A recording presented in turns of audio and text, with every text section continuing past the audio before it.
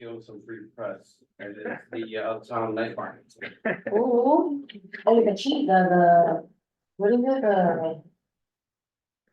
the sandwiches that you said? Oxtail, There are all sorts of sandwiches. they have a lot, but there was one that I wanted to try. It was an oxtail, something oxtail, yeah, oxtail. Yeah, something with cheese, I know how cheese. That's the restaurant. Uptown Night Market is an event we're doing tomorrow.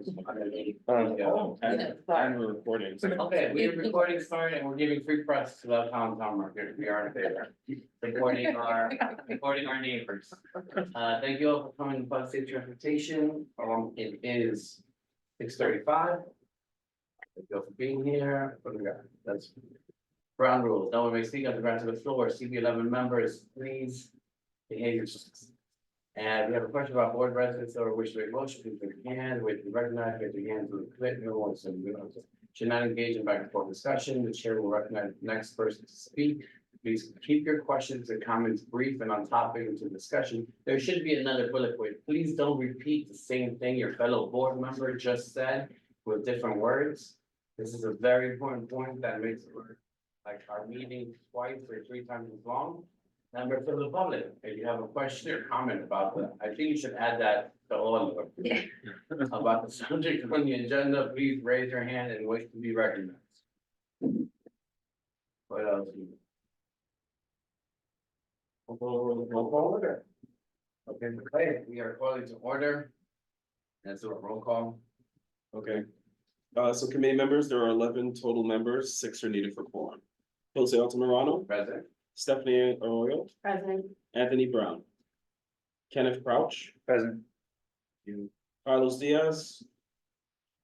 Wanda Hopkins. Thank you. Sage Mason. Present. Thank you. Claudia Perez. Present. Thank you.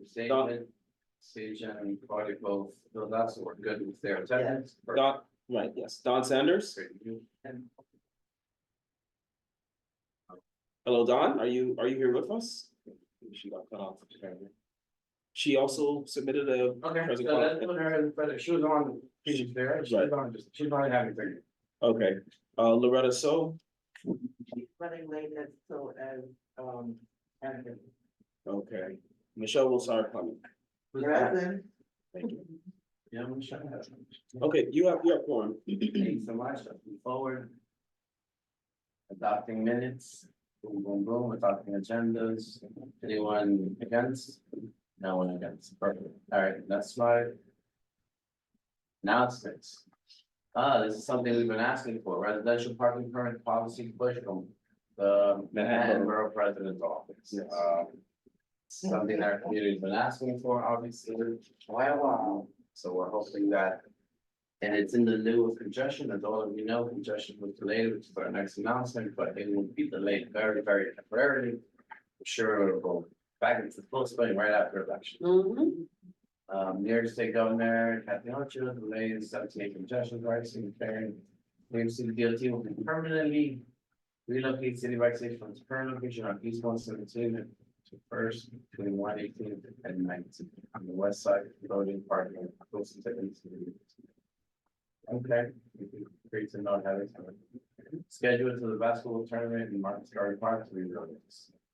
Thanks. That is, coming up with, I got that information from Sergeant Tiffany Howell, who released the information saying that on certain dates in July and beginning June the 22nd is the first day, there's going to be a basketball tournament with, six children and 6 NYPD officers.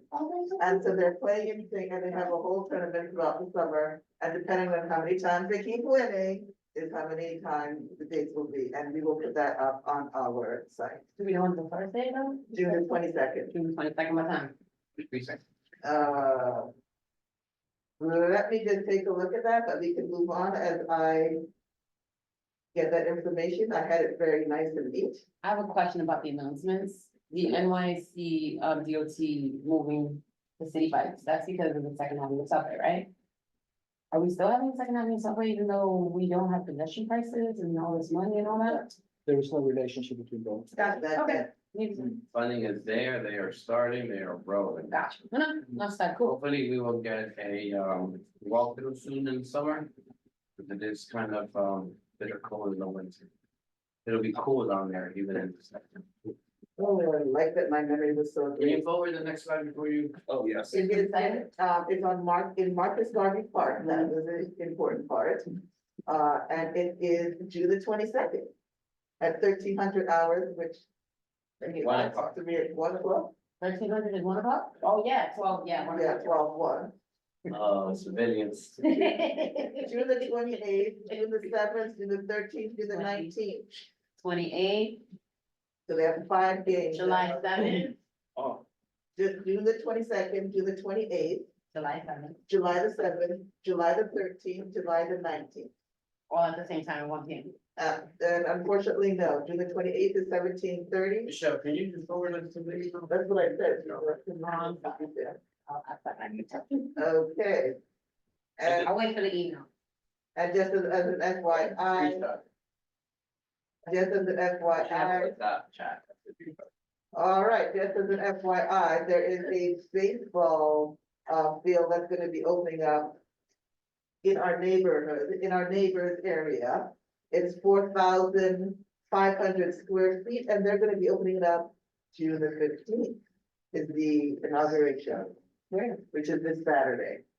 That it's not open up to everyone at this present time. It's gonna be called the Powell Armory Center, 216 Fort Washington Avenue.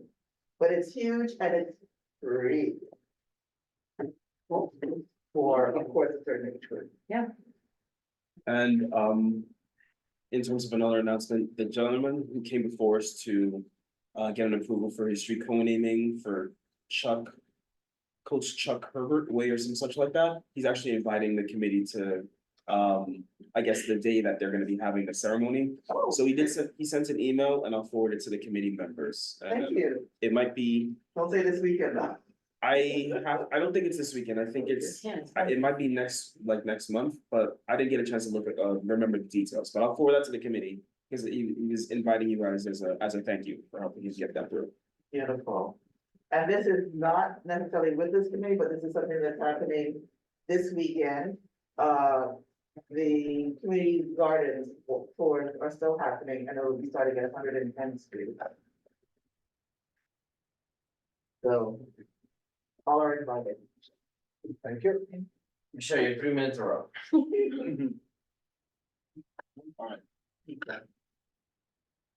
City agency partners, what do we have first? So three here. Let's see, 2-3 here, Detective Rivera. How are you? How's everybody? Hoping everybody's well. Just want to give you a little quick summary of stuff that's been going on in the precinct. So we're up in robberies, so be mindful of your items. We're up, I believe it's 8 to 5 from last year, around this same time frame. I don't like doing a lot of numbers. I like giving you the cold hard facts over the actual numbers, because numbers to me kind of don't mean anything. So I'd rather hear like the stats. So I'm gonna give you, we had over this past weekend, we actually had 2 slashings over on 110th Street and Lexington, right after the festival. We're not sure what exactly led to the slashings, just because neither victim are talking. One of the actual victims became a perpetrator because he actually had a knife himself that was bloodied. So obviously he didn't cut himself. We also had a homicide over on 102nd Street and the FDR Drive. We were able to ascertain who the perpetrator was, but during the attempted apprehension, he actually fired rounds at the police.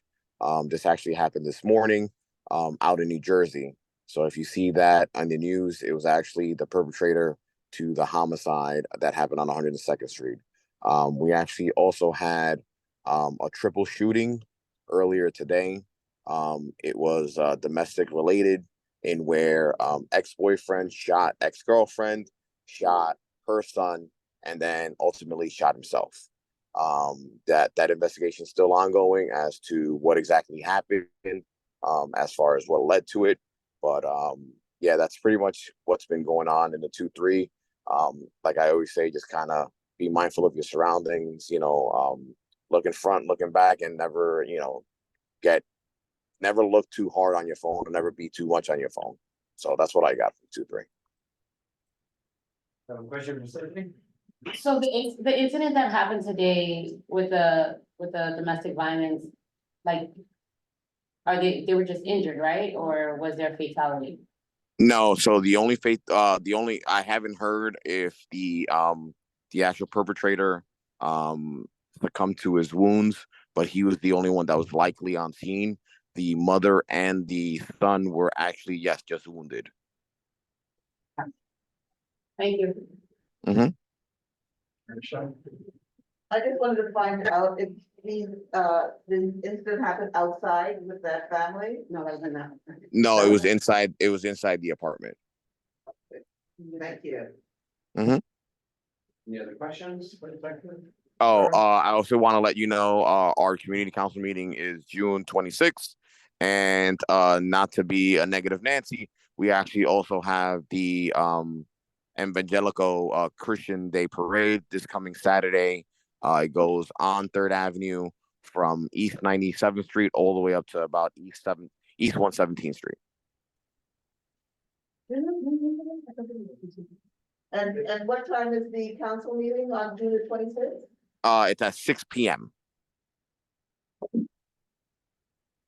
and the parade starts at 12 noon on Saturday. Saturday. This Saturday, correct? Isn't there? Isn't there, is there not gonna be a street closing on 111th for Juneteenth? Yes, the signs are up, and yes, but the signs are there, and there is going to be another street closing on 111th Street the same day between Lexington and Park. Gotcha, okay. Are the signs gonna be up like I know transportation is gonna be all over the place probably this day. Yeah. Which street? 111.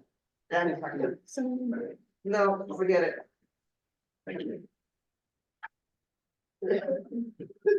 Thank you, Director Rivera. All right, no problem. Oh, and I just want to give a shout out to the newly promoted detective Troy Kyle Powers from the 2-5. Oh, you didn't know. Thank you, thank you, thank you. What is she with us tonight? Oh, there she is. Yeah. Well, speaking of her, Detective Powers. Wow, let me say, Remember- wait, let me say that to Detective Powers. I just had to say that, it felt nice. Congrats. Thank you, Miguel. Hello, everyone. I hope everybody's doing well. Dawn, I love your picture, by the way. I just want to put that out there. So this is our update for the 25th precinct. I'm going to keep it brief. I know everybody had a long night and, a lot of updates to cover. So I'm going to keep mine brief. For the 28-day period, we had 0 murders. We had 0 rapes. Robberies, we're up by 10% with 22. Felony assaults, we are up by 23% with 47 compared to 38. Burglaries, we have 12. Grand larcenies, we have 42. We're actually a little high. Grand larceny autos, we have 8 compared to 5. We recently took a shooting on June 11th on East 126th Street and Park Avenue around 2 p.m. It started out as an argument between 2 males in which one of them pulls out a firearm and shoots the other in his right thigh. The victim was taken to Harlem Hospital and he's currently recovering from his injuries. The investigation is still ongoing. They're getting a few leads, so that person will be caught soon. Grand larcenies the grand larceny autos, they're mostly driven by like a combination of unattended property, delivery drivers leaving keys in the cars with the engine running while delivering food, e-bikes and catalytic converters. We do urge everybody that if they are delivering food, please take your keys out the car. There are people watching, you know, and they're waiting to pray on your car. Most of these grand larceny autos have been happening on East 117th Street by the mall. And the second location, which is in front of Taino Towers on Third Avenue. So we have been having, like, you know, traffic agents try to remove like the double parked cars to prevent the grand larceny autos. And we also have, like, you know, posts, you know, going in front of Taino Towers to, like, you know, try to prevent these things. We normally have our community council meetings every third Wednesday of the month. But in observance of Juneteenth, we're gonna have ours on Thursday, June 20th. It will be at Bethel Gospel Assembly located at 2-26 East 120 Street, and it'll begin at 6 p.m. I just want to let everybody know to save the date to Tuesday, August 6th. We'll have National Night Out. Every precinct will have National Night Out. Our details for so far that it's going to be on East 120 Street between 5th Avenue and Madison Avenue in front of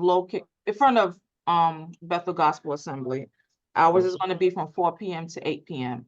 All the other precincts, they'll send information, you know, as time goes on, but we'll get more information as time goes on. But I just want to let everybody know to save the date, the location, and the time. What street is that on? Which street will be? It's on East 120 Street. 1-2. Yeah, one Yeah, point. between 5th and Madison, right in front of Bethel Gospel and like alongside Marcus Garvey Park. Why didn't I even have parking? They do, the 2-3 does it on 106. No, I know, but why they're going all the way? Yeah, so the location is just finalized, but you know, we're still planning and, you know, and everything, but the time for that one, it'll be from 4 p.m. to 8 p.m. And that's Tuesday, August 6th. Once we get our finalized flyer, we'll send it out to everybody and, you know, send out information in regards if they want to volunteer, donations, you know, things like that. So, but I just want to give everybody to save the date. Yeah, that's important. Thank you. No problem. And I'm So open for any questions if anybody. Now, just congratulations on your detectiveness. Thank you. Thank you. Thank you. We have Rafael here from DOT, but we're going to wrap that in. He's going to speak a little later. We have someone here from the district attorney's office.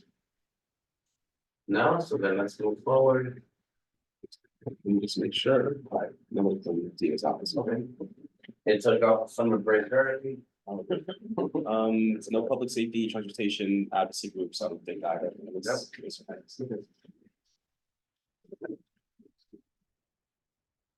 All right, so we can move right in. Before, But no. no, before the presentation, Oh, I'd like to give you an update on the 117th Street. Any chart or our favorite location? No. our favorite, I mean, our favorite. I heard you wrong. If you don't want to, we just No, do the please. presentation. That's fine. Let's do one. And, you I got know, like 20 more pictures. I just don't even. no, we appreciate you, keeping up, updated on the situation on that particular instrument. We appreciate that very much. And I just wanted just to be brief on it. We are really paying attention to it as you want it. And you wish us to kind of change things, like, for example, changing the items or the elements that we have used, which is the parking stops that have not proven to be a deter to the people parking in that area. Okay. So we are considering other elements that I will eventually let you know, and it is planters. And later on, as we approach the definite decision on that particular subject, we then bring you the good news. Very vague. So update. it's not, well, at this time, but I'm Not really an update, Just- it's just a like I'm always- continuation. just like I'm always been optimistic about it. We have a great team behind it, and we are really giving the importance that it deserves, as you have always wanted. So with that said, I'd like to introduce Jennifer, our deputy commissioner, so she can have a few words in regard to the presentation. Jennifer, take it over. Thank you, Raphael. Good evening, everyone. Good to see some of the familiar faces. I'm Jennifer Santenaz. I'm the Manhattan Deputy Borough Commissioner at the New York City Department of Transportation. I appreciate CB11 for having DOT on tonight's agenda. I also wanted to thank the board and the committee for your feedback last month on our 96th Street bus lane proposal. We heard then, and we heard previously as well, that you would like DOT to show up earlier in our planning process, which is what brings us here tonight. We're looking forward to starting a conversation with you all and hearing from the board about a potential project along 3rd Avenue from 96th Street to 128th Street. And along with Rafael Escano, our CB11 Borough Planner, I'm also joined by 2 colleagues from the Transportation Planning and Management Division, Rosie Dowd and Craig Bearwald.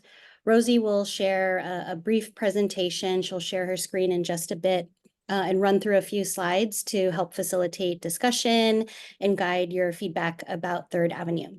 We're thankful for your input and partnership tonight and always. And at this time, I'll go ahead and hand it off to Rosie. Hello, good evening. Let me just share my, oh. Am I able to share my screen? Okay, thank you.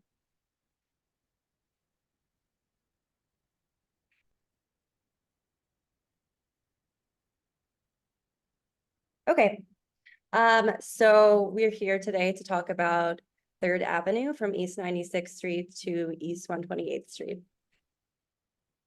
So we're looking at these extents here that you can see. We're actually looking at all of 3rd Avenue. And this would kind of be a continuation of some of the work that we did south from 59th to 96th Street just last year. 3rd Avenue is obviously a very important corridor for buses. We have a combined 70,000 average weekday riders on 3rd Avenue, including 17,000 on this section alone. Speeds could be faster. They're as slow as 4.8 miles per hour during peak hours, though. This is also a Vision Zero priority corridor. There have been 5 pedestrian fatalities between 2019 and 2023, and it's ranked in the top 10% of Manhattan streets based on people killed or seriously injured, or the KSI. So we're really seeing a need here to make some safety improvements. Part of this is that this is a 70-foot roadway with 5 lanes of vehicular traffic. There's a lot of users here. We have a lot of pedestrians, bus riders, and cyclists. And a lot of excess capacity on the roadway. We've taken traffic counts and we see that even at peak hour, there's excess vehicular capacity. And also we don't have dedicated spaces for buses or cyclists. So cyclists are kind of just riding wherever on the street. And to talk a little bit about the work that we did south of here. We did a bunch of different design interventions, including a parking protected bike lane on the west curb. It's a little bit wider to allow for passing. We also have a dedicated bus lane, as well as pedestrian refuge islands.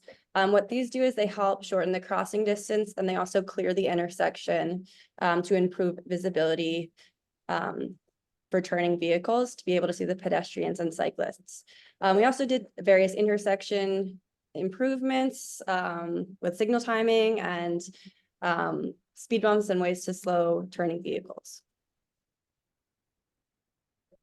And these are some treatments that we've really been doing all over the city, and we're seeing a lot of benefits of them. So just a couple of case studies on Columbus Avenue from 77th Street to 96th Street. We looked at the crash data from before and after installing a protected bike path and pedestrian islands, and saw a 27% reduction in total crashes with injuries for all road users. So we see that these treatments benefit not just cyclists, but also pedestrians and motorists. They make the street safer for everyone. In terms of the bus improvements on 125th Street, after implementing dedicated bus lanes and M60 select bus service, there was a 33% reduction in bus travel time and 11% reduction in traffic injuries. But mainly we're here today to get your feedback. You know the corridor the best. So these are just some of the questions that we're looking for, but really looking for you to guide us how you're using Third Avenue, how is it currently working? Are there particular intersections or areas that are pinch points or that you're seeing more traffic or problems? How are the buses working? Where are we seeing double parking? All of these are kind of questions that we would like to ask you. Is that now? Yeah. Oh, Yeah, this is interactive, so please feel free, anyone and everyone. I can go through them real quick, but everyone's seeing the same screen, so for now, we can, This is a conversation whereby you could provide some feedback. when are these improvements, is there a plan for when these improvements are going to take place? Right, and thanks, Jose. Right, sorry, Rosie, just to clarify, we're not coming tonight to the board with a proposal, but we're just here to start the conversation. Rosie ran through some examples of what we have implemented in CB8 and further south, just to give a little taste of what a complete street looks like and what our typical toolbox includes. But no, so no proposal on the table, no timeline, but we do hope that we can return maybe towards the fall to after we take your feedback tonight and throughout the next few weeks with something more fully baked. Great, thank you. All right, so let's jump in and then I'll go ahead. Michelle. I would say that the most aggressive turning to me seems from 96th Street. It's more so because people are coming, they've come off the highway and then go into that speed zone.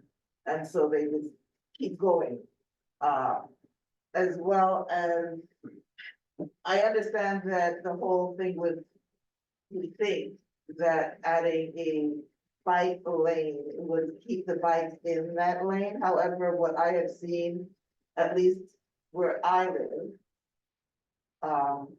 people are not using the bike lane as much. They're weaving in and out of traffic because it's faster to weave in and out of traffic, or it's more fun. I don't know. But this has been the trend since bike lanes have, since I've noticed the bike lanes being put up. I don't know how effective having a bike lane on Third Avenue will be with the trend that is happening presently. And that's what I have for right now. I think for me, in regards to the Third Avenue, I don't drive. I hate the buses, but I feel like buses on Third Avenue, they're very reliable. I don't have to wait that long for a bus. And I don't feel like they take up too much space. So I don't have any complaints about the bus. I don't, It's currently a very big street, however, if you add buses. it will be a very smaller street. We've been familiar with this on First Avenue, Second Avenue. Right, it's very big streets and then they get a little smaller. The protected bike lane takes about a lane of traffic, more And or then, less. so to compare First Avenue to Third, right? With It'll be the same lane, thing. with the bike lanes, you feel like buses take longer to get to you, like. First Avenue, the buses are like just whack, right? Like Third Avenue is better. I don't know if that's like the bike lane that does that. But if you say that adding another lane is gonna make it smaller, I can see that then becoming a problem. You're removing a lane of traffic. Yeah, so I can see that becoming a problem and I have no complaints right now about It that. will add congestion. It is And then regarding. We're gonna go around, so everybody, and you voice everything. And then you regarding, like double parking, for me, I feel like especially like 103rd, where all the stores are at. Yeah, like 103rd, 104th, where the supermarket and all those stores are, yeah, like all the way up to like 106. You have a lot of double parking, and then like maybe after 106, there's not as much double parking. You mean from 96 to 106? Yeah, give or take, well, no, I feel like 96, it kind of drops Washington off, Houses takes up. most of the Correct, yeah, traffic. so it After drops off. Washington Houses. So like So about 102, it's like 102, 102, all the way to 106. 108 really, it's very, a lot of stores, people shop. It's pretty rare that there's double parking right by 96th Street to 97th Street because it's just people are moving quickly. And you know, So the you don't have mosque, patience. the mosque, Now it's like the same, the mosque yeah. has, takes up all the parking in that area. Ken? Thank you. Rochelle, I have to respectfully disagree with you. I'm sorry. I hate when I disagree with you, but, I actually biked up Third Avenue today and I biked to get here today. And at least in my experience, I find that bikers tend to stick to the lanes when there is a protected lane. But when it's just a street marking, then I do see bikers, delivery folks like weaving in and out of traffic, and that's super dangerous. But I think when there is a protected, dedicated bike lane that has some sort of separation between traffic, I have seen people comply with it. Just, I usually go up and down First Avenue, down Third. So that's my experience, but I don't know if that comports with TOT studies or with things that people looked into. Sorry, Michelle. No, my thing is more so down, Lexington, Okay, yeah, and down Sackett. got it, gotcha. So- Is Lexington? This is third. She's comparing. Oh, No, I'm comparing. But Lexington is not a protected, is that a protected? Bike lanes, no, not Bike Lexington. lane along Lexington? No, that's first and second. Then you would expect that kind of behavior along. And I did bike ride the other weekend and we went through Third and that, I don't like biking either, you guys are crazy, so like I don't know how I feel Third about is scary when biking. you're biking, yeah. Okay, Wanda? Okay, it's a lot of traffic on Third Avenue, and I think adding another, taking away a lane. And traffic, right? It's too much traffic. And some of those drivers, they just out of control. That's what I'm nervous about. Yeah. And I thank think you. we only caught a portion of that. For the folks on Zoom, I heard out of control, but I didn't catch what was out of control. Apologies. Traffic is out of control on Third Avenue. Traffic, thank you. Not the speeding, but the traffic itself. And obviously there would be, in addition to traffic once. Yes. but when you say out of control, how do you define that? Do you mean They're that? going in and out of lanes, trying to eat, or get it wherever they're going. So it's causing too much problems. If you're gonna take away a lane and put a bike lane. Just think about this. Some, like you said, some of the bike people, they don't stay in the lane, they in and out. They trying to get where they going to. And then you have the drivers who's trying to avoid another car to get past that car. So just think about it. So that presents a risk for pedestrians. Is that what you say? Absolutely. I just wanna, Sorry. no, I just wanted to, agree with Wanda in terms of Third Avenue, because I tend to walk or ride the bus up that way now. Again, with bringing in a bike lane, it just makes it more, something congestion to me. In terms of, you have 101, the 103, the 102, and then you have the express buses. And that, they be trying to find ways past each bus. I think the bike lane is more challenging. We have, Sage. Yeah, thank you, Jose. I just want to thank DOT for responding to the comments last week about entering the conversation earlier. I think it's great that you're asking for feedback before anything gets implemented, and I hope that continues throughout this ongoing relationship that we have.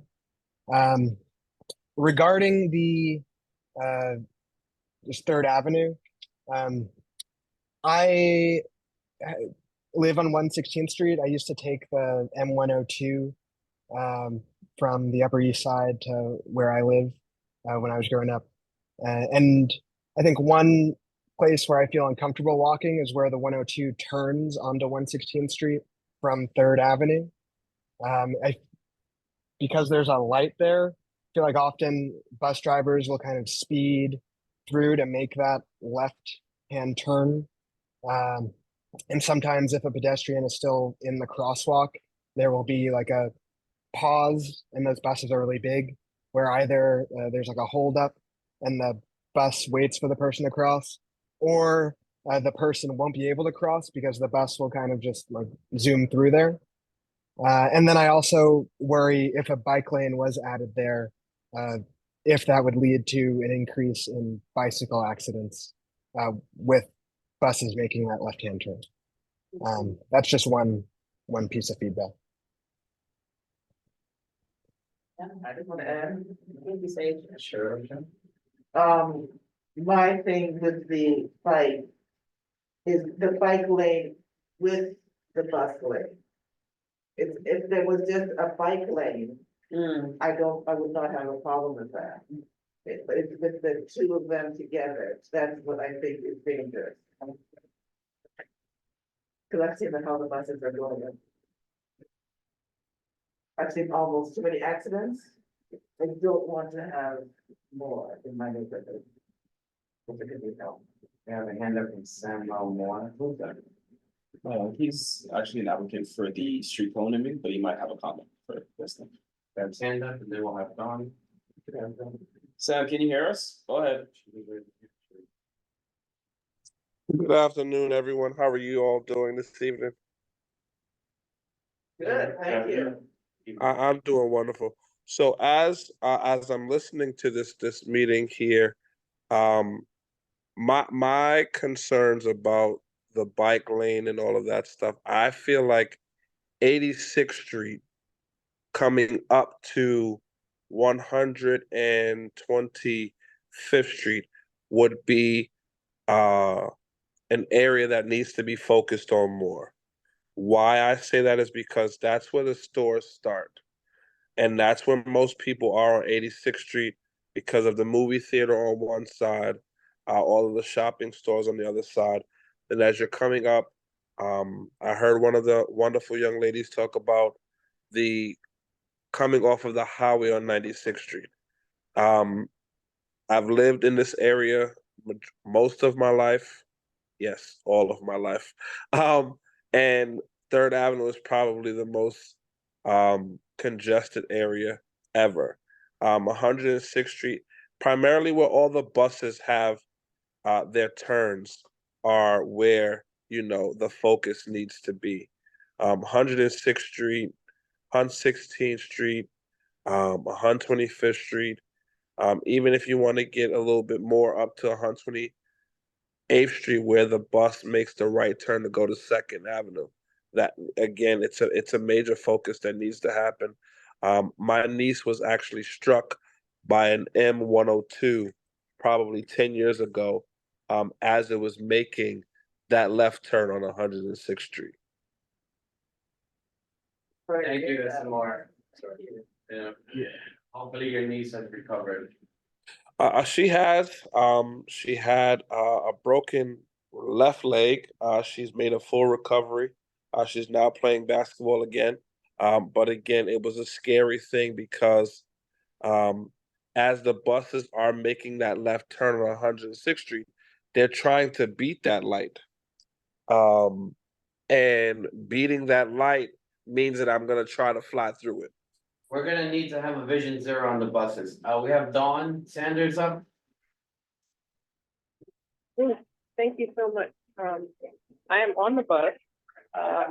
Sorry, I'm not there in person, but I'm a little worried about the interplay between MTA and DOT, because the narrative that's being sold to us is that there's too much congestion because there's too many cars. It seems like we manufacture congestion and then we look for someone to blame. And I feel like transportation planning is not supposed to work like that. We're not supposed to create congestion and then look for a scapegoat, for that congestion that just was poorly planned. So I guess I don't have a question. I mean, my next question is gonna be to talk to Community Board 8, because if you look at their Upper East Side blog, they, I have not heard anything positive about the changes that happened, around 86th Street. I would go out of my way to not take the bus on 3rd Avenue, because once you get to 86th Street and those 5 buses try to stop, you could be there for 15 to 20 minutes right on 86. So I would like to speak to people who suffered through these changes, because let's say they suffered through these changes. Is DOT responding to their complaints, or is it just like, oh well, we've already done it, so you just have to live with it? I feel like that's kind of the direction that we. But I have to briefly tell you, this is the reason why we're here. And I always hear you say, Don, it's very No, hard I to hear you though. I'm sorry, and I think I'm gonna get off the bus and sit down so I can participate. But No, they're not. Thank you, Don. Look, everyone went, it's my turn. This has happened on First Avenue, it's happened on Second Avenue, right now, Second Avenue is being removed because of construction. I'm going to focus more on the fight that we can. This construction is all the way, is completed up to 96th Street, right? So it's going to happen in London. I don't think this is an option. I'm happy that DOT's here to get our concerns. I will, if it was completely up to us, I mean, I love bikes, big fan of fountain bikes. I got one of these folding bikes, all of it. Motorcycles, but coming down Second Avenue, bikes, the only bikes I see actually in the bike lane are the delivery guys, because they can get in trouble. Right, because they have, so I think as the city pushes this, it is a citywide initiative that they're doing, less vehicles, more bikes, a little more kind of like Paris vibe, which is fine. This is the vision that is currently in place. But then I hope that the city also takes the initiative of like, they see a biker not in the bike lane, then there should be something that is occurred at that point. Because otherwise it becomes unsafe for everyone. My biggest concern will be in your very extended bulbs. I want a minimal amount of parking affected by this. Parking is a huge issue in our neighborhood.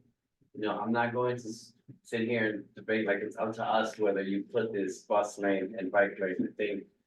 I think this is gonna go in. How it goes in is what we can kind of comment and manage on. I saw some of the renderings. I saw some of what was done downtown. I think the extended bulbs obviously are nice, but a short one, the shorter the better, because I've seen the ones that are extensive. And I don't think there's really a need for that, because at that point, you're taking away parking space. And our constituency here is fighting for parking space left and right. They want to have cars. I understand that the city has another plan, but they would prefer people not have vehicles. But for the most part, while our constituency wants to have vehicles, tell Michelle she can't have her car and see what happens. That way we'll be able to get to work. So it is something I want you to consider in your planning. It is something that we will contest as heavily as possible to make sure that those bulbs are as small as possible. And if people need to wait on the sidewalk, then let them wait on the sidewalk. Not everyone has to be on those bulbs. You don't have to make those bulbs 15, 20 feet or 10 feet even. It can be a small bulb. And whoever fits, and the rest can wait on the sidewalk. Because I believe that we have to also remember that our city isn't just for pedestrians. And pedestrians also have a responsibility. They can also be educated. I think that Vision Zero is really so focused on vehicular traffic that we forget that New Yorkers as a whole, like we love to jaywalk, we love waiting off of the curb. I think 90% of accidents wouldn't happen if we were just wait on the curb. You know, try to jaywalk in Washington DC and see what happens. You will get a ticket this fast. Okay, I've seen a friend of mine catch a ticket. I didn't know what was happening. Yeah, jaywalk. You will get a ticket in Washington DC for jaywalk. So I think, you know, city is constantly making vehicles the enemy. But vehicles are also part of the city and we need them here, so I'd just like to, in your plannings, make sure that you keep that because. There's no parking lot, there's one parking lot that in East Harlem now, I think. The rest have been redone, remodeled buildings, now buildings don't even have parking included, it's easier to build them without parking. But tenants like to have their cars and for the most part, our constituency who we in this community board. Go back and refer to, for the most part, so far, wanna have cars. So that would be my biggest, because I know most of these conversations. Will kind of be used against us here, well, it's pedestrian, yes, we want more, we absolutely want pedestrians to be safe. But we also want traffic to flow. You know, so we hope that you keep that in mind. We installed some delayed traffic signaling. We would like that to stay in place because that has helped tremendously. We did that with Rafael's predecessor. And that has, and I've seen it in action and it works. Works and lets people reach more than halfway. If it was up to me, New York City would be like Japan or Tokyo where they have a phase just for pedestrians. You know, and no one crosses the street when there's a vehicle moving because a lot of our constituents also get hit on this right lane. You're turning right or you're turning left and there's a pedestrian 20 feet away. And when the NYPD is in their fundraising, you know, mode, you get a ticket for failure to be a pedestrian, even if in these huge avenues that are 50 feet, and they're like, well, he was 4 lanes away, he stepped on the street, that's enough. As soon as they step on, according to the law, which is something we're gonna hopefully talk to the councilwoman about.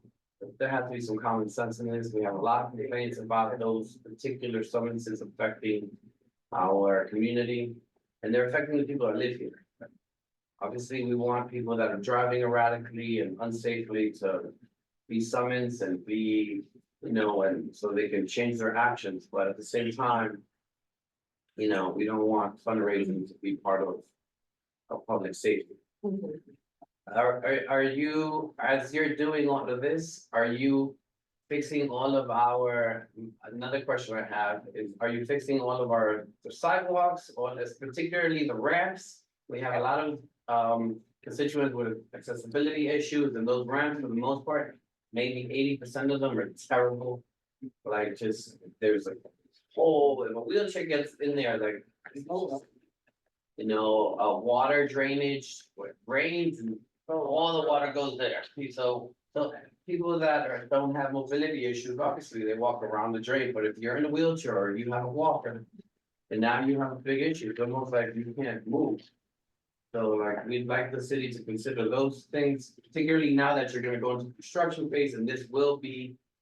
A huge construction that affects us. I know you'll probably do it quickly, you know, the painting is easy, but the little, you know, the bike lane is a little more work, and as you're doing that, I hope that you fix from 96 all the way up.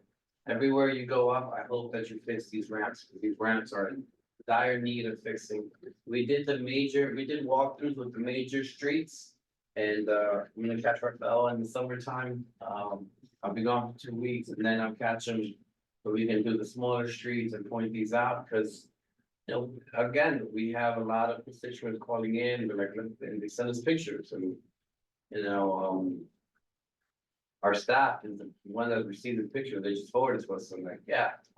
Some people fall, some people trip, you know, and thankfully, we haven't become a sue about everything community just yet.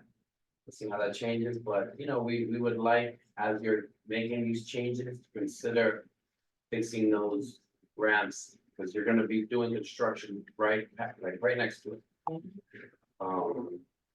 And again, we thank you. We have another comments here. Oh, yes, I was just gonna say, you might wanna take a look at the way, Vegas models their traffic. Yeah, but we are focusing on the avenue here. That's Right, and on the strip, I mean, it's just as wide, but it's organized. There's no stepping off there's certain places you can cross, and certain places you can't cross. And believe me, if you try to cross where you're not supposed to, they're right there to get you. Well, that's why, that was my point. I think the city, and their Vision Zero, they hold pedestrians, there's no accountability. There's just no accountability, and a lot of other cities, major cities, jaywalk, see what happens.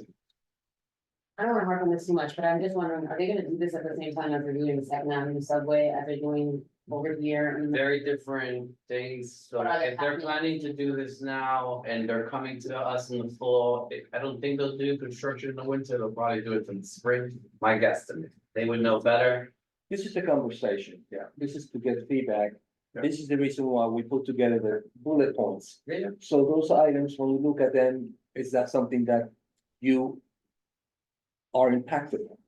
Do you Sure. want to do Correct. something? So one of the that things could that I'm work worried better? about being impacted by is construction happening in 3 different avenues that we live in at the same time. That's just my worry. But if it's not gonna happen at the same time, then I'm gonna stop talking. Park Avenue is going into construction phase very soon. Second Avenue, so it's critical, and then, but this construction is not as comprehensive as these. It's not as intense as these. They will probably do it street by street. You can't park there. They're building a small hole, something that stops people from, that actually works.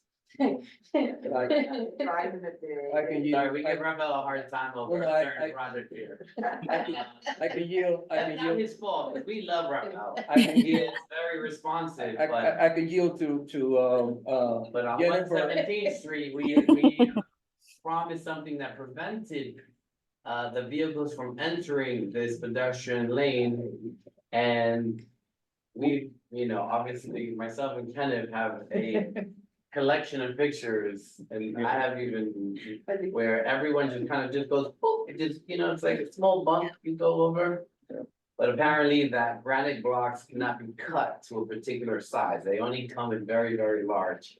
The city has not figured out how to cut them to a certain size. we are working on it, and hopefully. I am optimistic that you will be satisfied, the community will be safe as you wanted to, but going back to the Third Avenue. I hope that if Jennifer can contribute to what they have Of course. Mhm.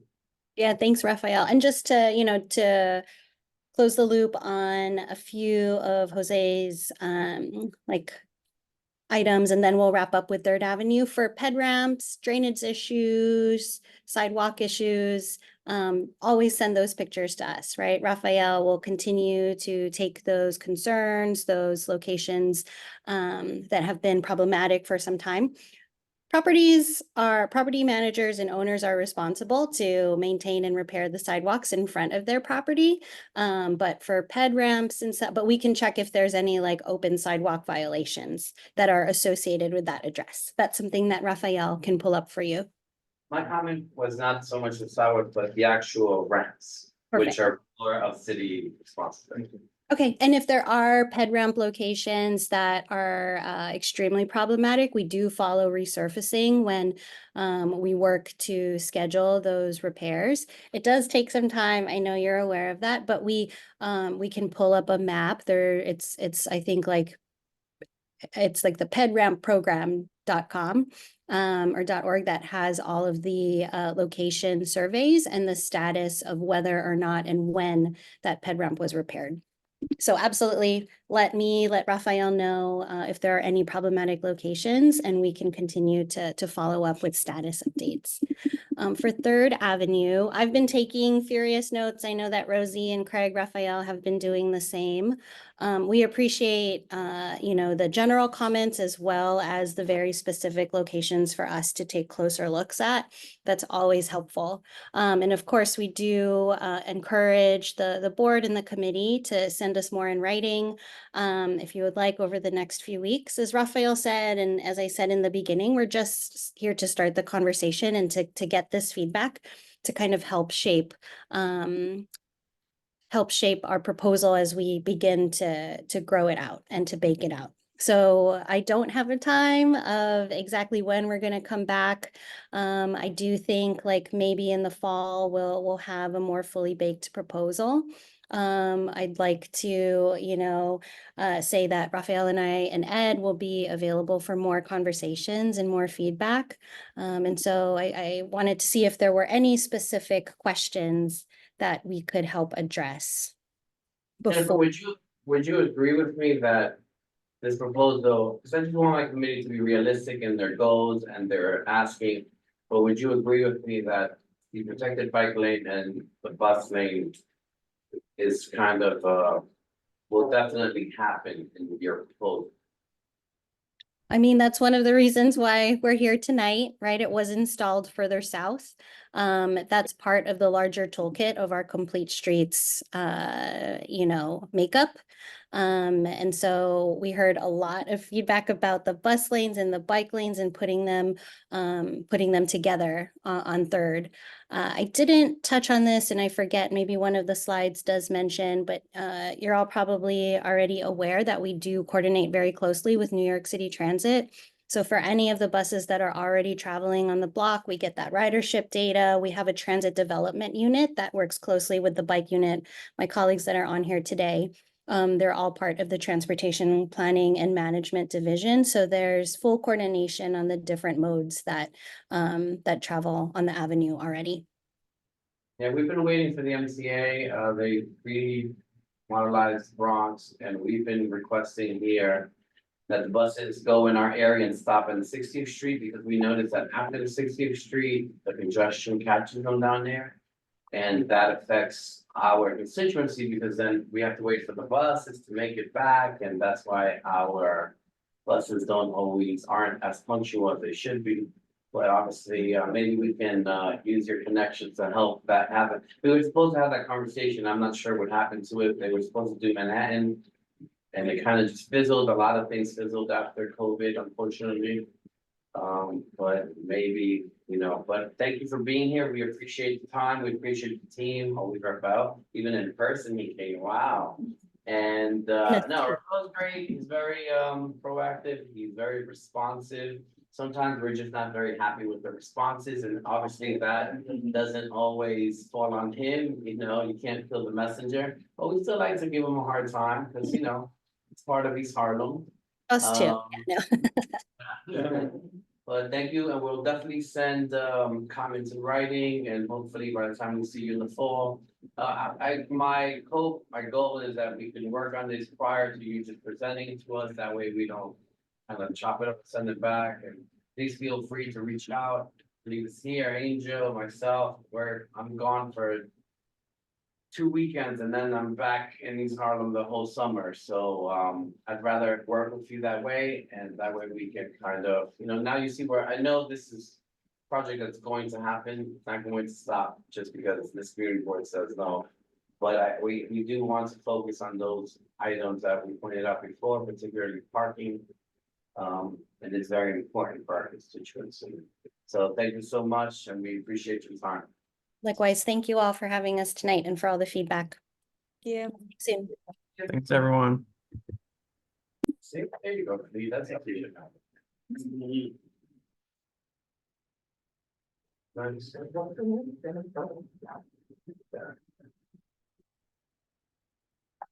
Alternate side parking time change requests. Okay, so, there you have it. Rafael, you do, alternate side parking is also, BOT, or is that sanitation? No, we do the signage. So you're. And we do, yeah, we do the signage. But the person that submitted the request, I don't think they're on. So maybe. Well, we can talk to Raphael's here, Now we're getting ready to go. no, Raphael's here. So that is, it is a change. What is They have a 4:30 to 6 AM, street cleaning rule going on Third Ave. Right, and so, Which kind of, kills the residents, they park overnight. Well, that's something to include. You should have brought it up. It's, yeah, this is the agenda item. Yeah. On the agenda. Oh, but he means what Jennifer was. Jennifer was on, oh, Right, we had Third Avenue. I brought it to you. You know how much I had it's true. made sure that they So could make it. But, she's more big This is- picture, and this is like probably this is- something you can help We us with. I try not to kind of rubber nose the project through, And when I use rubber nose, it's a verb now, all right? Because rubber nose come in and we used to do things without even bringing it to the community. So, So how do we go about with alternate site parking in general? For instance, I have an issue on 116th Street, and I'll explain my issue. Previously, 116th Street between Third and Lexington, always been metered parking, between Third and Park, metered parking forever. As of the last few years, they extended it all the way to Second, so between Second and Third, metered parking as well. What they didn't change was the alternate site parking, so on this side of Third Avenue, they come early and they clean it early because they want the meters to be into effect in this commercial zone. However, between Third and Second, they left the original alternate site parking, which is 7 to 11. So people have to wait till 11 o'clock to be able to park, but this is a very commercial zone, like, one of the busiest streets. It's as busy as Third and Lex, Second and Third, right? Which is why they put meter parking to begin with, to make sure that people move their cars, but people are having to wait till 11, so a lot of people are just like, I can't. Or they get a ticket. see, what's happening now is that people wait for the sweeper to come in, sweep, and then they would park right away. Which is not what happened probably years ago. Years ago, you used to double park. Leave the car there. It's still happening, that's happening, still happening. That's still happening? No, they have on the. Why did see that happens, they double park, the street cleaner comes and after they pass people. They double park on the opposite side. Yeah. Right, Oh, okay, no, they still on do one that? side They drive on the You have side. a pedestrian girl. Exactly, why is that taking my sidewalk? They, I seen it, They literally drive. I on the seen it, but the sidewalk, point is- it's a walk- but the point is that there is no enforcement. there is important, they catch your car on the wrong side, they give you a But ticket. they got you. But look, these are residents, people, But if they're here overnight, these are residents, and we treat them as such, right? Because now we're talking about constituents from this community. Let me tell you, let me go back to the alternate side. There is a coordination between the sanitation department and DOT deal with the signage. But don't quote me, but the fact is that they do it according to the program they have to sweep the street. And they're. So who allowed makes to the be swept. change? It's just your sign, but you don't make the change. I'm No, not but sure, but I'm going to find out. Right, we submit the requests to sanitation. Right. Right. I would imagine it's sanitation. Yeah, because they have to program, the Yeah. street that they're going to be Yeah. sweeping within that time, I presume. But right? could you help us find But I- who the point person in sanitation is? I will find that, yeah. I would appreciate it. I will. And then we can deal with this time change request and. Mhm. Officially, this is just a request. I don't know if this committee is in part, I don't see if it has any standards for like facilities requests, like. Most of the, they most of the work, this one was a little 4:30 to 6 AM, it's like, who moves their car at 4:30, no one. But I mean, in terms of like gathering a petition, like from other residents to show, that's what I Just common sense, I feel like, because the rest of Third Avenue is metered parking. So it is between like, there's a timetable that is, so they should follow the same time. But, and once Rafael gets back to us, I do wanna visit 116 Third. Because they never changed, the sanitation never changed it, even though it's not metered. So if it's metered, it should be on the same timetable as Third So and Lex. what's the signage for the It's meter? like, it used to be prior to meter, it's like till 11, you can't park. on Second and Third, so it stops businesses from So the moving. signage for the meter is It was never prior? changed, prior to Yes. the sweeping? prior to the meter, prior to the meter. Prior It used the to meter. be, it did not have, I'll explain to you, CRFL, there was no meters there. Right. Then they added meters, because it's What obviously a was the very time- busy what was the corridor. time frame? They didn't Nothing had change, changed. they didn't change they No, left the for- same for the- signage, For the sweeping. they didn't change it, that's what I'm telling you. They left it from 7 to 11, Oh, from Oh. 7 to 11. yeah, How which about, is a huge. how is difference. the meter then? Eight meter, like everywhere else. For what, from 7 to? Yeah, yeah, you have to pay From from 7 to 7. seven, from 7 to 7. The meters are from 7 to 7, but you can't park from 7 to 11, So what, because sanitation never made that change. It's an oversight, honestly. It is an oversight, because once you added meters, they should come in earlier to clean it, and then you want, the whole point of having meters there is to have generate people revenue. come in and generate, have people move their cars in and out, so. But the question, because like I know when you see this, when you have the signs like that and then you go in like the NYC Pay app, I don't know about the actual like meter kiosk, like it might not. Conduct the sale, like I'll say like. No, it won't, because it follows the 7 to 11, Right, but they should, it With has the to. sign to at least. The signage should, normally, I think on the other side, it's 7 to 9. So by 9 AM, you can park there. But here, they never switch it. I'll tell you, it's my block, we've been there, That's 116th Street, second and third. 2nd and 3rd. And if you notice, like, Third and Lex has different. Which is, I believe is an oversight, but Really? it's crazy. So you can't park to 11. Even though it's a very commercial, very commercial zone. So the whole point of having meters is to have people come in and out early. So they're gonna sweep, there should be 7 to 9. So they have different time? Yeah, and yes. Different blocks? Yes, and the same streets, different avenues. Yeah.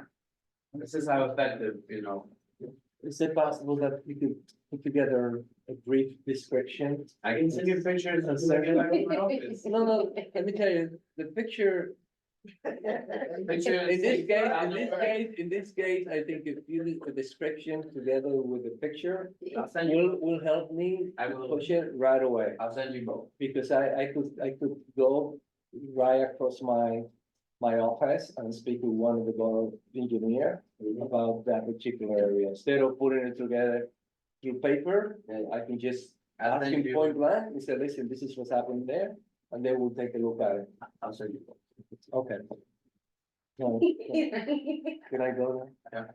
I have, and I will text. No, I'm only kidding, I can No, stay no, no, here. I have a question to ask you, but I will text it to you because it's dealing with 96 Street. Mhm. So it does not have anything to do with. 96th Street? Not 96, but between 97 and 96. Okay. Conduit installation from the track is wax. And the auto drive. This is something that our chair someone spoke to it. This is this is This is a discussion, a presentation, or they are letting us know? So they're letting us know, but they submitted Bridget Matthew is here, maybe Bridget can explain better. This is a Con Ed project that they're just gonna be installing some fiber conduits, and it's a non-invasive project that's going to go under practice WAC. Hi, everyone. I also have Barbette, one of my colleagues from Con Ed on. She said she's having a hard time getting audio. She's coming in as an attendee. I'm promoting her to panelist right now. Oh, okay, great. So just, I guess, a little overview. We are doing an underwater crossing just outside of the Crackers-Wack Park, across the river and into Harlem River Yards. This is to better the infrastructure in that area, provide more reliable service in that area. So that's mainly the goal of this project. I'm not sure if you have like specific questions. I was invited to kind of field possibly some questions on the project itself. What are you passing exactly? Is it power lines or? Yes, so it's a conduit bundle that will have distribution feeders or cables going through that will connect to our existing infrastructure on both sides in Manhattan and the Bronx. Good afternoon. I'm sorry. Can you hear me? Yes. Yes. Okay. Thank you so very much this evening. I'm sorry I've been having the worst technical issues. So yes, this project is just going to help with the resiliency and reliability of our system. And as my colleague was sharing, we're just going to, and go ahead. I cut you off. We need to. Yes. No, basically that's it. It's a conduit bundle that's going to be installed. So it's 2 underwater crossings. It's a conduit bundle that has pretty much cables, or what we call as feeders, and that will be connected to our current infrastructure on both sides. Will the park be damaged? Will the park be? No damage to the park, no damage to the playground. We will be in that triangular area that will be closed off for a period of time. But other than that, the physical playground itself, there will be no work going on in there. Yeah, we expect no disturbance whatsoever. Any questions? Report. This cable, I'm just wondering, since it's going underneath a playground, what does this cable actually, does it emit anything, or Straight it's voltage. stable and safe? Now, these cables will be about 60 to 70 feet underground. So there will be no emission of any sort of, radiation, anything like that. And is this going to, give us any electricity, lower our electrical bills? I mean, It's going to make our system more reliable and more resilient is what it's going to do. We'll take that. Let's see, green brown out. Okay, thank you. Thank you so much. We don't need to, so just informative. So there is a revocable consent form that needs to be submitted by June 26th. I sent you guys the attachment, and it basically says that, let me try to pull it up right now because This one? Yes, right. So it's asking if we have any comments or anything like that. So I'm gonna guess as a committee can vote to just sign away with comments or without comments. So we have to take position tonight on. That would be beneficial because it's That would due be by better. June 26th. Okay, so then let's take a position. I mean, we're going to, normally what we like to do in this committee, is hear something out and then vote on it next month, but obviously there is a deadline that needs to be met, and at that point, we can, after a thorough explanation, I'm sure, is everyone clear on what we're talking about? And I think, they were very clear in explaining it, so then we can take a position if someone wants to make a motion. Alex? Motion to support the conduit installations under the Cactus Wack Park, Harlem River Drive, and Harlem River. We have a second? Second. Okay. Wait, Well, then- second. This is on Black answer? A second. Okay, Anthony, thank you. All right, the location? It goes under starting 16 to 8. It goes up the river, crosses the river from the Bronx to make the next phase. This will be for the project that will be happening in the future. Parallel to it. Okay, so we're gonna do it real quick. All in favor? Any against? Any person not voting? Any abstentions? Thank you, the ayes Can have you it. just can you repeat the motion real quick? Sorry. Sure, so I have a mask on, I can repeat it again. It's a motion to support the conduit installations under the Cactus Wack Park, Harlem River Drive, and the Harlem River. Is that fair? Yeah, of Thank you. course. Okay. Okay. Thank you, Richard. Thank you, Barbette. We appreciate it. You're welcome. Thank you very much Thank you for having me. having us. Yes, of course. Please be safe.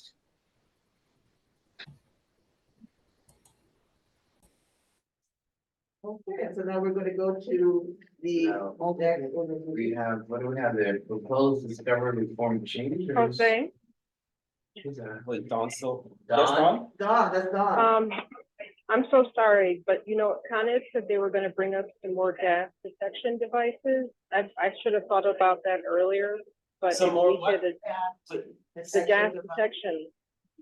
Okay, we can follow up. It's a different, this is their construction, that was their education, so a completely different program. They wouldn't even touch each other, but we will follow up with the, education program. And yeah, I remember that.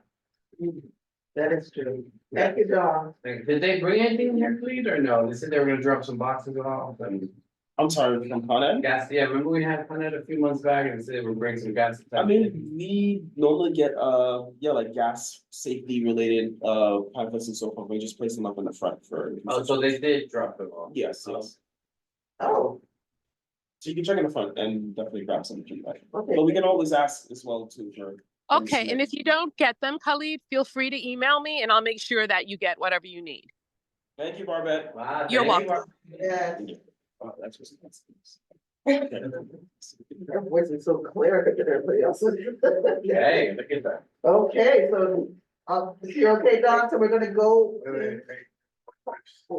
Got you. The proposed discovery reform change, right up there, we are.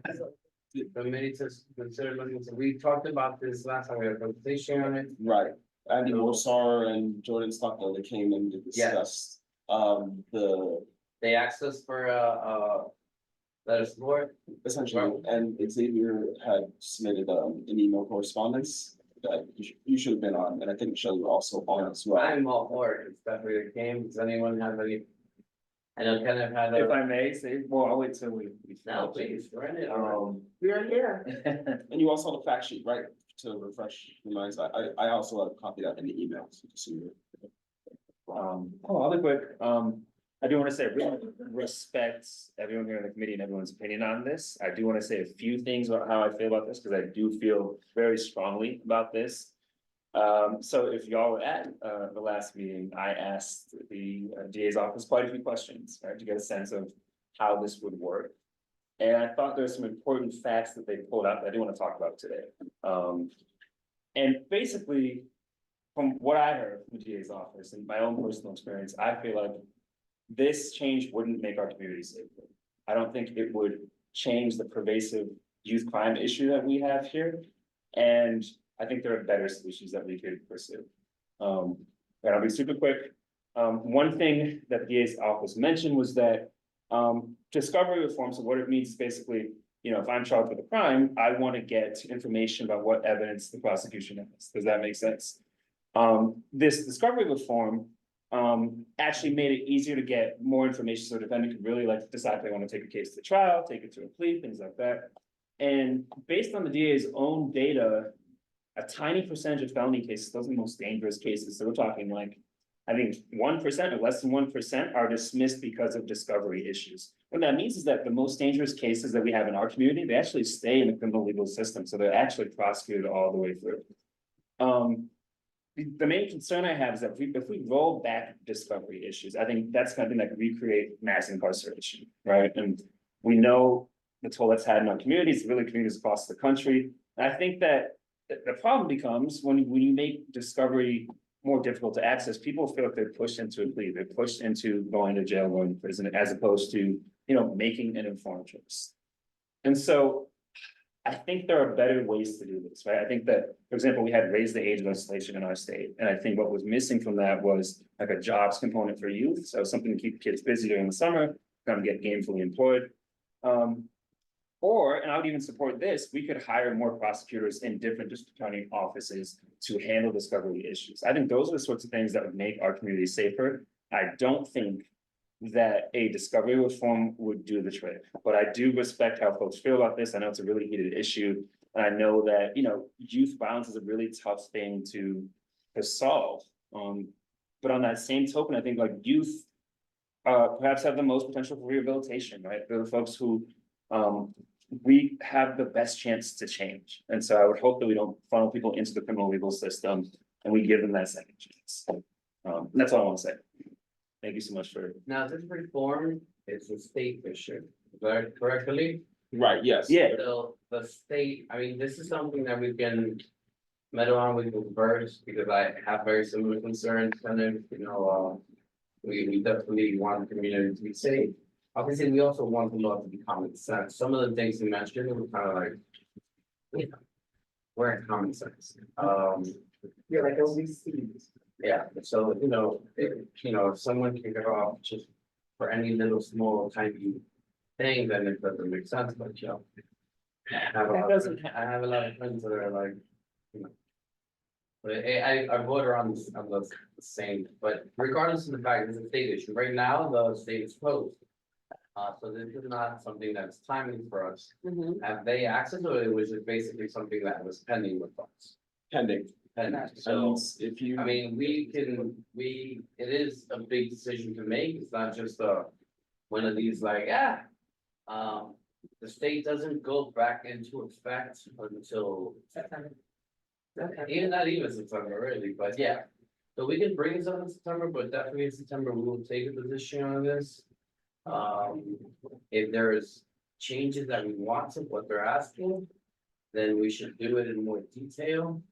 Because some of the things were good, obviously not everything they want is good, so I think we should narrow it down. We should work with them so that we can be comfortable voting on something that affects a lot of people. With conditions. So it is, and I agree that, and it's something that we should do cautiously. It's not just something that we should just be like, let's do it right now and learn sport, and we would probably pass on votes if we really were to do the vote tonight. But there are concerns, and I respect concerns, if these concerns affect us. I've been mistreated by the police a good part of my life. My latter part of my life, they treated me much better. No, I was 18 with like a car with rims and music, and like I assumed I was selling drugs, and this is a daily sitting on the sidewalk where I searched for a vehicle. Like it was. And that should have never happened to you, right? And I went to city college, so it happened to me all the, it was a 3 times a week situation. Right. Yeah. So it is interesting. So we will table this for the Before you decide to table there, you do have a question. then one more. Again, if I may chime in, as a person who tries to make sure that the youth of the area are on the right track, my biggest thing is, especially in Spanish Harlem, East Harlem, Harlem as a whole, there are not enough programs for these kids to do. Every building says that they have things to do. There's nothing for them to do. I am a product of the East Harlem tutorial program on 2nd Avenue. I'm a product of Boys Harbor on 104th Street. 2 programs that made sure that until I turned 21 years old, they were there. There were mentors there that I'm still, at my age now, I still talk to my mentor. I faithfully every other week, I'm on the phone with this man once a week. It's programs like that that help keep kids out of trouble. Parents can't do it alone. We got to get back to that old saying, it takes a village to raise a child. Everybody has to be able to say something to these kids, help these kids, something that, each of you in the room can say to somebody's child can help them if we just work it. We have to stop turning the cheek and saying, okay, that's not my child, I don't care. We have to get back to, again, finding all of these abandoned buildings and turning them into something that these kids can do, because that's the problem. There's too much idle time for them. There's not much for them to do besides, YouTube. There's no basketball after 8 o'clock. There's no dance programs. There's no sewing. There's nothing. Most of these kids can't even cook yet. But there are, this is why we did the public safety committee, because we brought I think there is a miscommunication between the community and the amount of programming that's here. There's an extensive amount of programming. But I think the community in itself is not aware of all the programming there. Because I've been also going to a couple other associations that they've been community groups that have been working. I went to, I forgot right now, it's in the future, but what's the name of the he's his own board, it's not, No, that's why you can, no. I forget, I've been to two of their meetings. No, he's not on our board, his father's on the board, but he has an organization. Eugene Juger. Oh. I did his, we did it the other day. I think there is more. There is a lot of programming. I think the community's not aware of it, but I do agree strongly with Mr. Moore in the sense that I do believe in the summer, there should be open late. You want to do kids, keep them playing ball, there should be open late, there's certain things that should be. Done so that they can stay busy at hours where they would furthermore get in trouble. And it's unfortunate when we hear the report that shootings go up when school goes out. So now we know just how much this violence is affecting us. Alright, so let's move forward, and again, this will be in September. We've been working on this during summer. We have any particular comments, anything that we disagree with? Figure that'd be. Okay, next. Any questions on this? We're going good? Just, you're right, that stated, assembly and senators don't come back until the actually first week of January, second. week. Yeah, it's January. Yeah, It's only not, been we got 6 time. months. Yeah. they're more in the community, doesn't mean we can't hit them with us, but nothing with that reform will happen. And to be perfectly frank with you, it won't even happen until April or most likely May or June of next year, because they go through budget the first. Yeah. January, February, March, April, May, they're doing budgets. And then you get like 4 weeks, 3 weeks of pushing a bill. And it's terrible, like, I don't know. Like, we really have to work on that budgeting situation maybe, because they waited till the last second, and then they've been in, last week they were at 2 AM every day, closed session. They were trying to pump out all these bills that they're waiting pending on. So, but we can always, lean on the local elections. That's okay. It's funny, Michelle's over here, right, but. Speak of naming requests. This is, it's also part of old business with C on the south corner of Fifth Avenue and east on the 7th Street. We were considering, so we need a motion on this. This was a little contested because of certain requirements that city council puts on us. We understand that everyone wants to honor the family, but it is difficult, because we have to follow what is, requested of us. Obviously, city council has a lot more leeway in what they can do. They can do anything, really, but our requirements, et cetera. So we need a motion on this. Question. Sure. What are our requirements? I can forward them to you, but typically, Our requirements are that they need to submit at least 10 letters of support from community stakeholders for their requests. They need approximately 100 or 150 signatures petitioned from the surrounding residents from the area. And they need to submit a formal letter to the chair requesting the street, the name, the exact location. And I believe that's it so far, but yeah, those are our guidelines that are posted on our website as well. Those are the requirements that we at least need to abide by in order for an individual to come before us. Right, yes, And have they submitted all of that? yes, it's been made available to all of you for the past couple of months. The actual issue that this gentleman has is that it's gone before this committee and then there hasn't been any decision on it, despite the information being available to you guys, and then no decision being made rendered. So a decision needs to be made for this application, ideally this month. Right. If I may just chime in really quickly again. Sorry, Sam. Yeah, you have to raise your hand. I'm sorry, buddy. no, go ahead, let him speak, and then we will. And then we'll put on go ahead, Sam, please.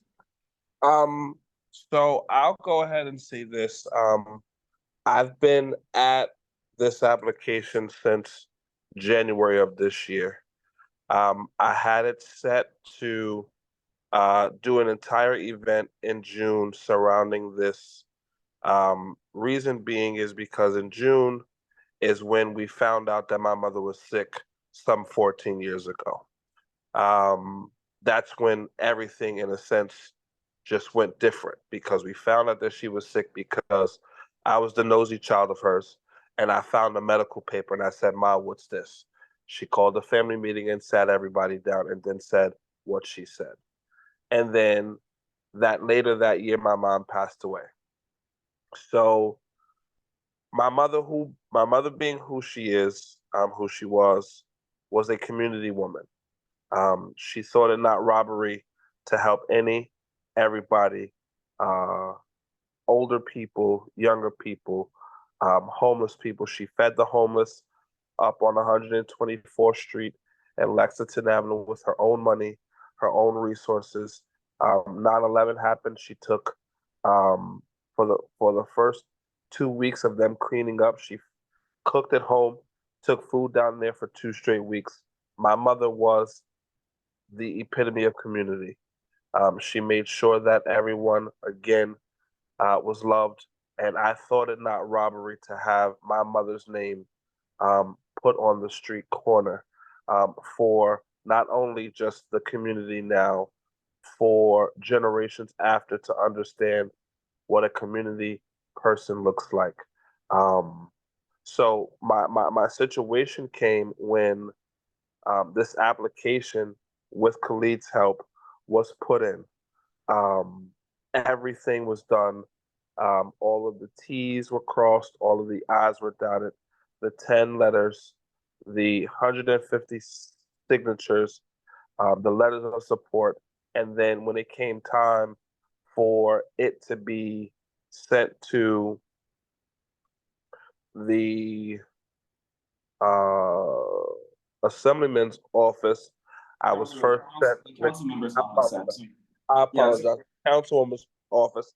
I was sent to the wrong office, not being anyone's fault, because from what I understood, and it was broken down to me correctly, that the lines of where each council person now is over was changed, and they were changed recently. So it was given to me the wrong name. So then that's what I was going with at first. Dealing with them for 2.5 weeks. Then I spoke to the chief of staff there. She then says, no, it's not even this office, it's the next office. Dealing with that office for another week. Then when it came time for it to be actually moved, it got put in a standstill because now the committee had not even seen it. The committee had not even viewed it. The committee had not even looked at it and in no part at all. And that's where, in a sense, my hurt came from, my frustration came from, my feeling as if I was let down as a community person, because it's like, wait, if I'm coming to the board, why am I being overlooked? And then there's no one responding to anything that I'm saying. So again, with Khalid's help, here I am again, coming back, just saying, hey, can someone see me? Hey, can someone hear that I'm asking for this? Well, we see you. Well, we hear you. I hear you. I had a lot of people different, the situation we had was there was a requirement of city council about for street code namings a few years ago, quite a few street code namings, and we kind of got a little chastised on it, where there has to be what they consider considerable community impact. All right, I have no issues with Mr. Moore. I'm sure his mother was a lovely person, everything involved. She sounds to be an amazing person, but they did come back and they told us this a few years ago, so we had adjusted and we'll make it the requirements are different from, but I think we will change the requirement to make sure that there's something there. So that people don't reach this point where it's not his fault, absolutely, it's not Mr. Moore's fault. But if, the situation is, a few years ago, they were like, you can't have a street cone for everyone. Because that, there's nothing to really like, it loses the meaning of it. And they were very strict, and so we're an advisory board. Do not make a decision on this, we forward this. This is a complete city council decision. They do this twice a year now, we're gonna be changing how we do this moving forward. But they did come to us a few years ago. And, obviously, we may have to, our requirements on that prior to making it to committee, so we don't have the situation. That's why there's been a delay in this. We suggested Mr. Moore to go directly to the council, because a council person, unlike us, makes any decision, right? They have no arbitration as to what, is or isn't. And the issue is that council meets this board's recommendation. When the springs. They're Yes. requesting, they don't need, it's a mishap, they can do it without us. Yeah. Because council does street renamings without the community board all the time. Right, sure. So the thing is that though we need to submit something at the very minimum. Absolutely. You need to make a motion. We have and to vote up have or a down. decision based on it. Correct, right. Why we've been kind of going back and forth is we were hoping if you went to council directly, they can, because there has been quite a few. Here, as soon as the Black Rock on 115th first, that did not go to his community board. That strictly went to council. The young lady who passed away at Burger King, Christine, that did not come to his community board. So it is incorrect to state that, because it is at their complete discretion. Right, he might be requesting this, because maybe he doesn't feel comfortable or whatever it is, why he feels uncomfortable. I'm not sure. We have been pushing back because of that particular request that was put on us. There has been quite other. There was the GX on the top on 128th Street. It was the sister, right? The same reason, right? And we've been kind of we you have to make motions. You have to say yes or no. No, you have to say something Yes, solidified. and we've tried to do this in a more, but we will be changing the requirements so that doesn't have to necessarily happen at the community board, because then. I mean, this is what they're asking us to do. This is the problem, right? We're not making this up. This was, at one point, street renamings went through here, like. But, we also have to consider that the councilman back and they were. It has to be, so, I think, do you have your hand raised, sir? Yes, I did. Please. Actually, I wanted, do you want to start it off or shall I? No, I'm good. Okay, all right, so.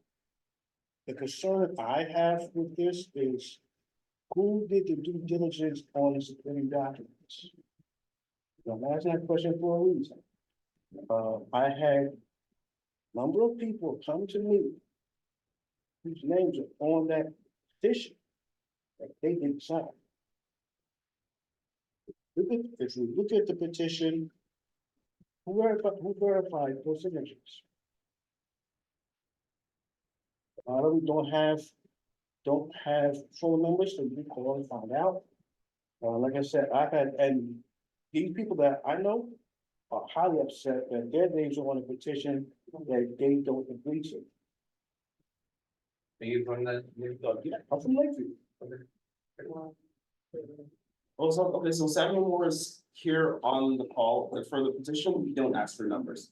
We just ask for There's phone number. the name. Yes. This one. Oh, okay. It's All right. name, address, telephone number, and there's 3 sheets that are full of names and no phone number. Okay, so you can ask Sam Moore, he's here, he's present right now. Sam, Yes, I am here. hi, so we have a question from a committee member. Can you field it first, please? Go ahead with the question. I'm sorry. Okay, so, first of all, good evening, and, I commend your mother for what you did for the community. My question is, who did the due diligence? And That would be him. Sorry to change, the question is a little different. The question would be, Sam, some individuals that were on your sign sheet. Apparently have said that their name was used there, but they did not authorize to be there. And our committee member, who's also from that area, is stating this. So we had the question, are you sure that everyone that was there was a willing participant? I will go ahead and say this, every single name that was there, that is up there, was people who did it themselves. Myself and my brother, and my niece were, out getting signatures. The gentleman said that he's from Lakeview. I've lived in Lakeview since 1992. So I'm not sure whose name is up there that's in question at all. There's, I mean, we can actually drill down to it, but I personally know 2 individuals who have stated to me that they never signed that sheet, and I can verify that's not their handwriting. Which individuals and did you know? Tracy Rojas and Evelyn Rojas, they're on the first page. Tracy and Evelyn Rojas. Tracy Rojas lives in 1250 on an apartment 4 or something. She signed both names, hers and her mother's. Okay, I spoke to both of them separately and individually. As early or as late as yesterday. And they both confirmed to me that that's not, and I've actually seen Evelyn Rojas' handwriting, that's not her handwriting. When did you get the signatures? Cause it quite possibly be like. I believe Sam. Some time ago. It's not been recent. Again, as I stated earlier, I've been at this since January. Since January. Yes, and as I stated, to the gentleman just now, Tracy and Evelyn, her daughter signed it. Look, we're not going to, obviously, we understand it, from those individuals here, we can't, and we're not gonna make this. Yeah. Because it is, I think at this point, we'll have to take a position, the committee, will have to move forward. Right, because yes, I agree with the staff and committee and Angels. We can't leave things open-ended, whether it's in favor or against. We have to take a position. Obviously, this is in no regard to Moore or his mother, who I'm sure was a lovely individual. But, the reason I've already explained back and forth, right, because there has to be a community percentage of, what they're doing. That was what our dictated to city council. I'm gonna work with staff to make sure that we incorporate that into our requirements, that this situation doesn't happen in the future. So at this point, I need to take a motion, we'll take a vote, and then we'll move forward from there.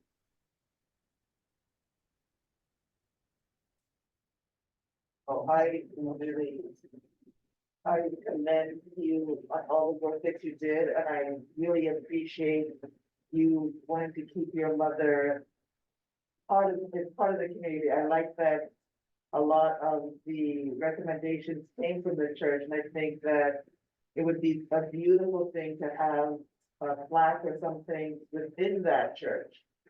When it comes to having a co-naming of the street, I think that it's better to have something in the church and not necessarily a co-naming of the street. And I'm sure we need a motion.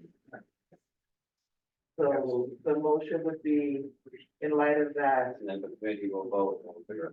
To, in favor of not having a co-name and more so having something in the church. That's not something we have. In the church, it has nothing to do with our. So just a motion. Please make a specific motion. Motion of not support the co-naming of this place on. I think we're 107. At the corner of East 107th Street. and Fifth Avenue. 107th. So I need a second. A second. You can also do that. You can do that. Just- I'm sorry, we're ready to vote, we're ready to vote, we're gonna vote. Should in a second, we're gonna vote, and we'll do it by hand, if it's complicated, but not, so what we're voting on now is to deny Mystique's Place, the street home naming on Fifth Avenue and Second Street. We got a motion, we have a second, so all in favor, raise your hands. You're in favor of deny, this is what we're doing. So we have 1, 2, 3, 4, 5. I know, that's not counting. In favor, this is in favor of denying the Yes, application. so 5. in favor. Should the language of the motion instead be to approve and then people just vote nay? Because No, otherwise, the wouldn't motion is it to get deny. passed on to the full board? The motion is to deny, Sage. So I didn't see Dawn's hand up, but Don and Claudia are also. are they voting with their hands up? How does it work? I'm not. Right, Kit. I'm voting. You said all in favor, raise your hand, and I raised my hand in Zoom. So that's 7 in favor of denial. All Claudia? those opposed? So opposed would be opposing the denial. Claudia, what was your vote, please? I vote that to deny the street co-naming of Thank you. Which the is in young lady. favor of motion. Thank you. And Sage, what was your motion, please? Or you- I vote that way as well, but I do think it would be more appropriate for a language in the affirmative that people would vote negatively on rather than negative language for people to vote yay No, on. the motion. You- And But then I you- vote with everybody else. Okay, so then, It's. so then we have. So you can either be yes, no, present not voting, or abstention, so. For those that didn't vote, Abstention. abstain, please. I'm sorry, just two abstentions? Two abstentions. Okay. And we have. They got 2 abstentions. Okay, so the motion carries in that, the motion to deny the street co-naming request Mystique Place on Southeast Not at Corner all. on Fifth Avenue. This is not that, it's more from doing this. Yeah, we can do this again, And again, like, maybe more. it's council person, but we will make it more. In that sense, he's absolutely right, where we will do our requirements, because we were asked from council a few years ago. I wasn't chair of that. They pushed back heavily, it was like, I think my first year being chair. And it was not just our council person that had an issue, but the entire council. This Yeah. gets voted on by the entire council. Just a point of clarification, in the future, can we present a motion of no position? And have. No, it's either We can't. approval or Yeah. not. No position. Particularly in this case where a Okay. council person does not want to engage it on them by themselves. Understood. Then they are asking for us to take a position, which means that they will probably follow our position. Yeah. Okay. I understand. Because of, like I said before, council wants to engage, if council wants to do this on their own. No, regardless. It's at their purview, there's been at least 3 or 4 street renamings in the last year that were done without the community board. Thank you for that. Somebody that is not great.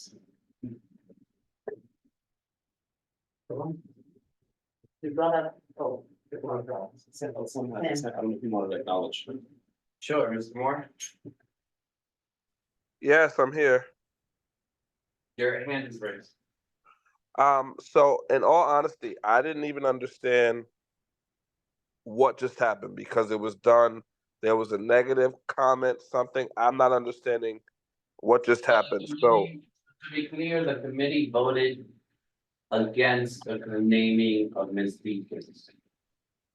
I understood that you have an event, but just so you know, council only votes on these street namings twice a year and they're changing that now.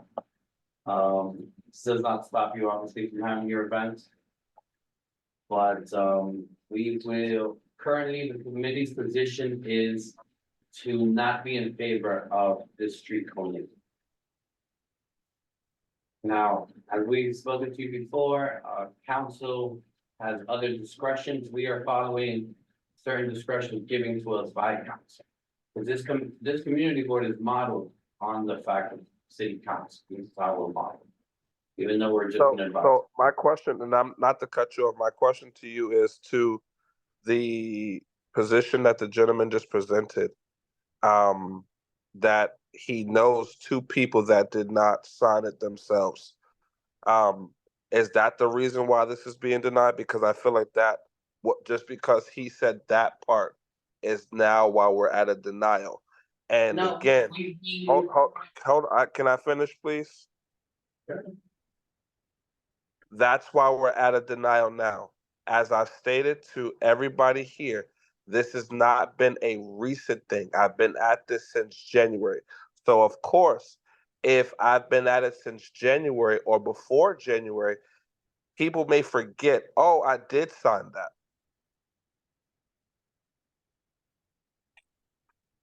And as I stated, Miss Evelyn did not sign. Her daughter signed for both of them. And we So- understood. But And, that's I, so. and just now I'm gonna say this, and I'm gonna say this openly. I now feel that again, the denial part is now happening, and I'm not saying it just because of the two names. I feel like the denial part is happening because, the board did not do, in a sense, what they were supposed to do to review it at the time that they were supposed to review it. It was supposed to be tabled. I never got any information about it being tabled. I've been calling, I've been emailing, I've been calling, I've been emailing, and to no avail. No one has responded. And when I now have reached out to people in higher levels, now is when everyone wants to now reach back. And it's like, why is it that now it's being denied when there's no reason? That this, I don't even, I need a reason as to why it's being denied. I don't have that right now.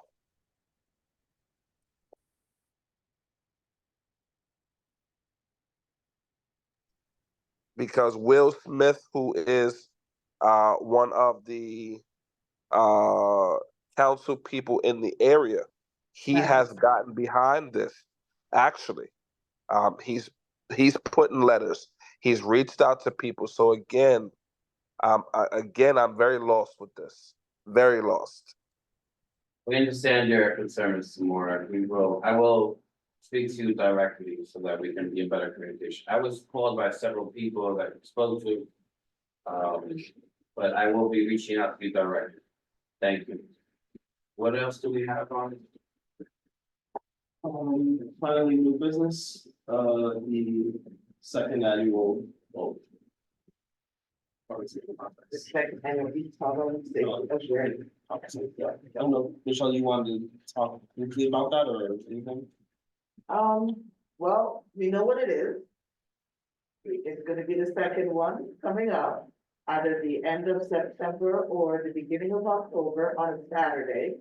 And because it's gonna be so early on during, when we get back together, and that's usually the time we're doing district to budget, it would behoove us to plan things during the summer. So let's just set up, like, whoever would like to set up and be part of the subcommittee, please come to me. That subcommittee, what Michelle's trying to say, very elaborately, is that she will be calling you during summer.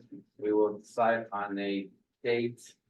Because we cannot, last year, we kind of did things and Khalid was very patient with us, we appreciate them. And under college was very patient with us, we appreciate them and. And it was, very successful, but we wanted to do it with significantly more time. One thing that was asked of us from almost everyone was that it would be on the weekend. Which I'm sure my wife will love for me. But, obviously what we do for our community, we do it, so that was a requirement, that was a request from a lot of people because they wanted to attend, but they obviously will work. So we're looking for a Saturday date and we will try to formulate this date by no later than end of July. So we will, Michelle will be doing an amazing job of planning and driving all crazy. She does with me. And, and I thought it's better if it's planned out. That way, If we have end of September, we have the dates, you will help us with Thunder College, with Thunder colleges. Kind of a mutual ground for everyone, so everyone can attend. And obviously, security helps, we'll feel very secure going in there and everything else. But we want to do this, we want it to be even better than last year, because at the end of the day, this isn't for us, it's for our community. And as you know, youth violence is a big issue, and we're still focusing on youth violence as well as everything else. So, thank you very much, and I think that's the end of our meeting. Well, thank you, everyone that is still online. Thank you. And we have to do a roll call. We have to do a roll call. This is our last meeting of this year. We are going to night market. Thank you. And good night. I'm in. I put it in the chat. Call me all summer long. It's Dawn, I'm sorry. I see you, Dawn. Have a I hear great- any of your voice. Have a great summer, we will be bothering you. Work continues, thank you. Bother me You have later. to do roll call? Yes. Thanks for the show. Jose Altamirano, Present. Stephanie Arroyo. Here. Anthony Brown. Here. Kenneth Crouch. Still here. Carlos Diaz absent, Sage Mason, Here. Wanda Hopkins, I'm sorry. Wanda in person. Claudia Perez. Oh, here. Thank you, Dawn Sanders. Yep. Thank you, Loretta So. Yeah. Thank you, Michelle Lozada. Present. Thank you all, appreciate your time, appreciate your focus. Take sugar. I'm sorry. Okay, good. You visiting us or?